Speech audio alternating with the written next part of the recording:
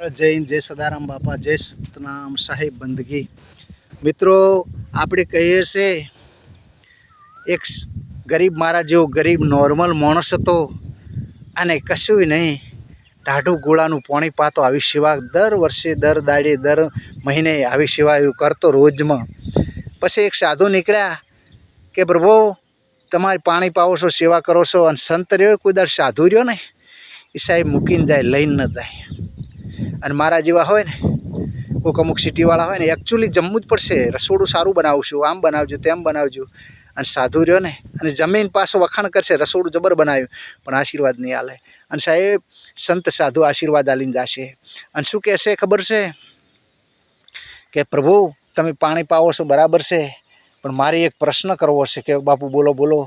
કે તમે પોસ સાધુ જમાડજો ને પેલાને ચક્કર આવ્યા, કારણ કે ઘરે લોટ નથી, આખો દિવસ સપટી માજીને લાવું, 2 કિલો લોટ આવે છે ને બાપુ કે પોસ સાધુ જમાડજો।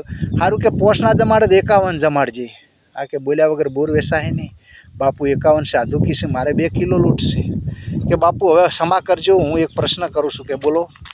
કે તમે 51 સાધુ જમાડવાનું કહો છો, મારા ઘરે આખો ગામમાં ફરું 2 કિલો લોટ આવે છે, અને તમે 51 સાધુ કહો છો કે એમાંથી એ લોટ લાવીને મુઠ્ઠી ભરી કે આમાં ઓછું થાય? કે ના બાપુ ના, એમ તો કિલો એક ટાઈમ તો અમે ગાધાવાના રહ્યા, તો એ મુઠ્ઠી ભરી લોટ લાવીને ચીડીને નાખી કેટલા સાધુ જમે? એટલે સાહેબ આપણે એવું નથી કે મોટા સાધુ જમાડો, અજગન આદરો ચીડિયન નગરપુર છે ને તો એ સાધુ છે, જેવી શક્તિ એવી ભક્તિ। મા બાપની સેવા કરજો ને મુઠ્ઠી જનાવરોને દોણા નાખજો, ચીડિયન નગરપુર જો સાહેબ દુઃખ નહીં આવે એટલી ગેરંટી આપું છું। આ વિડીયો આગળ વધારજો, શેર કરજો, ફોલો કરજો, સદારામ બાપા બોલજો।